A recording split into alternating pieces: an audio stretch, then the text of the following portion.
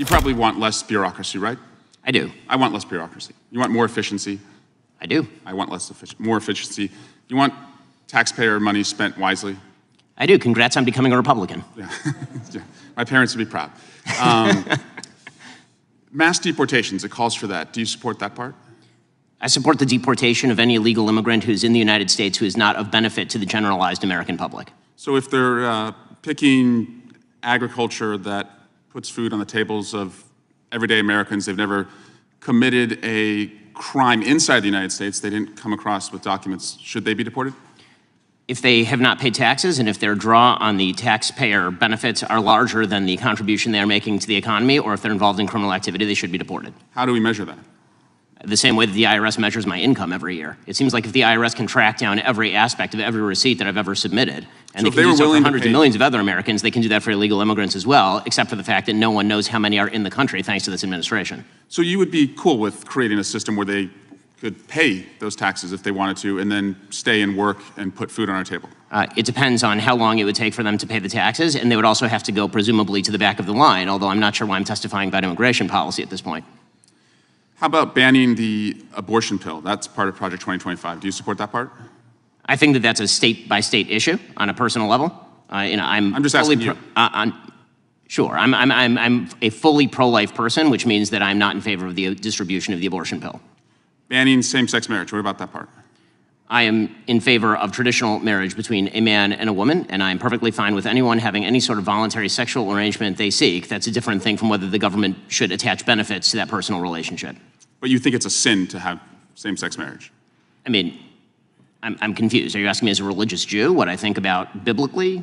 I'm just asking, is it a sin to be gay?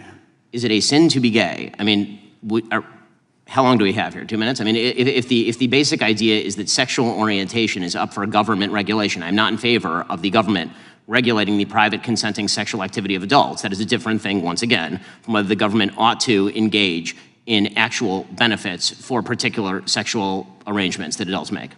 But again, just you to me, is it a sin or not? From a religious Jewish perspective, orientation is not a sin, but activity is. That's also the same perspective of most major religions, so far as I'm aware. Okay. And how about cutting Social Security? Do you support that part of 2025?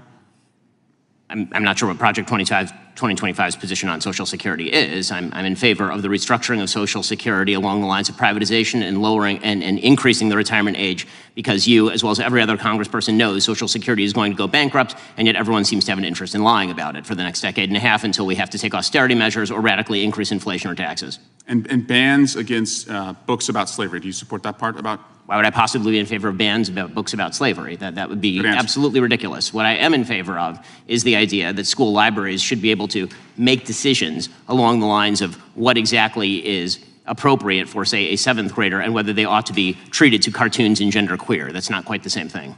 And just because we found some receipts, you did say, I think homosexual activity is a sin. Yes, I'm a religious Jew, that's true. There's a genetic component. You found me out. Orientation. But the view of all religious people I know has always been that sexual behavior is something that is up to you.